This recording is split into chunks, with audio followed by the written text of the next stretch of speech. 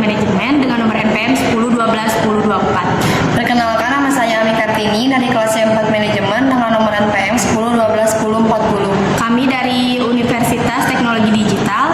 Di sini kami akan menjelaskan materi manajemen keuangan Untuk memenuhi tugas evaluasi tengah semester dengan dosen pengampu Ibu Ida Jalila. Materinya akan kami jelaskan. Yang pertama, Di sini saya akan menjelaskan tentang rasio profitabilitas. Yang pertama ada margin operasi, yang kedua ada margin laba, yang ketiga ada ROA atau Return on Total Asset. untuk yang pertama saya akan menjelaskan mengenai ROE atau Return on Common Equity. Lalu yang kedua, saya akan menjelaskan mengenai ROIC atau Return on Invested Capital.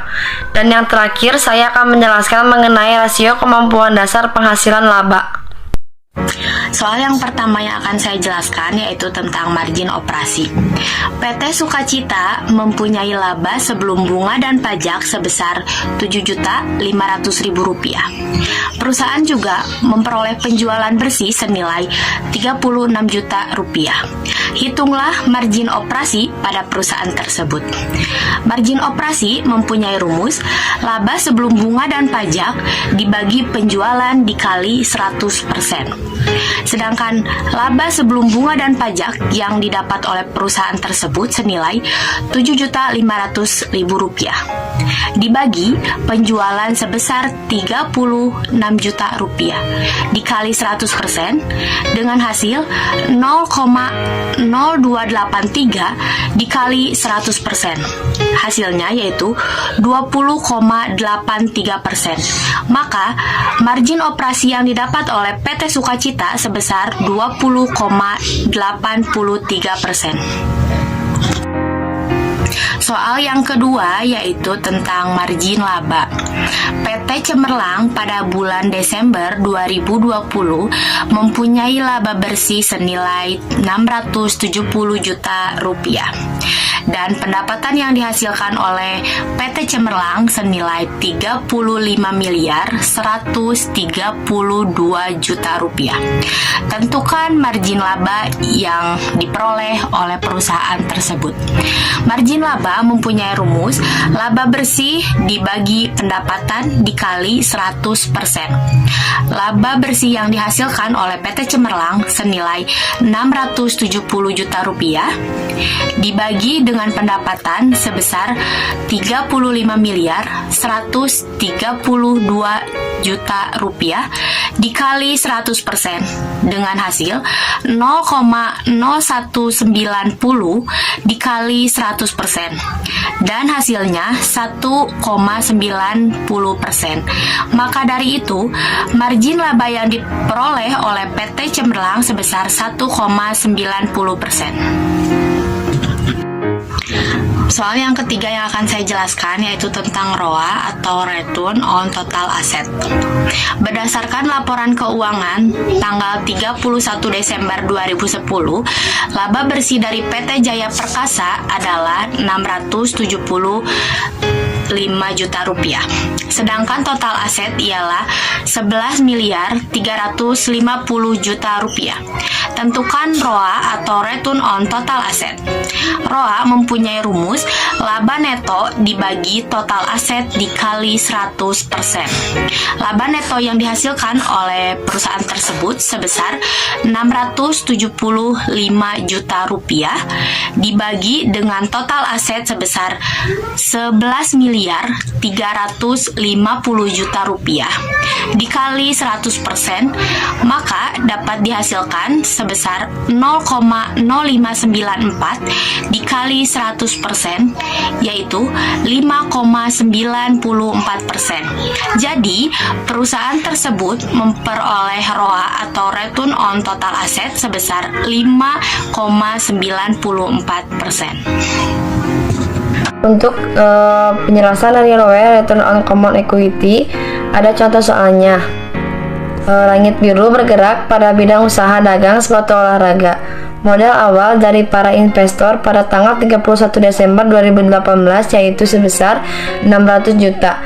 Dari hasil perhitungan periode akuntansi terdapat laba bersih sebesar 1.350.000 pada tanggal 31 Desember 2019. Ekuitas modal akhir didapatkan sebesar 800 juta.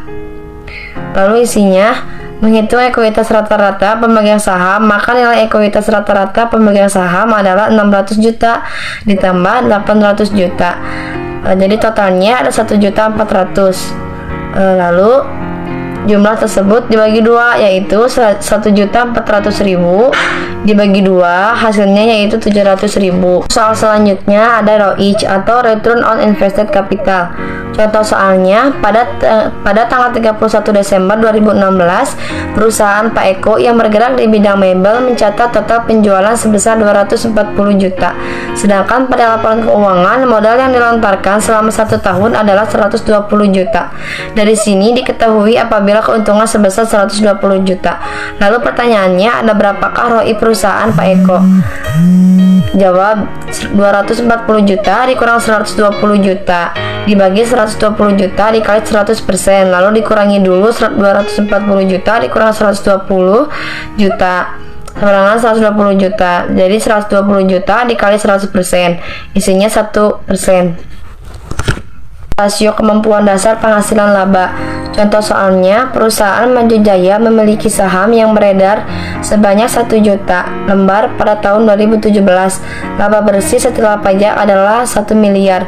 Perusahaan Maju Jaya kemudian memutuskan untuk membagikan 100% dividen atau sekitar 100 juta kepada pemegang sahamnya.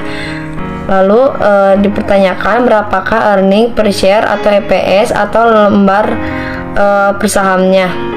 Rumusnya, laba per saham sama dengan laba bersih setelah pajak dikurangi dividen. Lalu jawab, laba per sahamnya 1 miliar dikurang 100 juta dibagi 1 juta.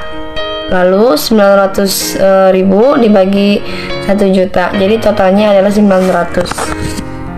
Kesimpulan dari yang sudah saya jelaskan tadi, yang pertama, PT Sukacita memperoleh margin operasi sebesar 20,83%. Jadi dapat dikatakan bahwa perusahaan menguntungkan dalam menggunakan asetnya. Karena margin operasi yang didapat melebihi rata-rata industrinya senilai 10,0%. Yang kedua, PT Cemerlang memperoleh margin laba sebesar 1,90%.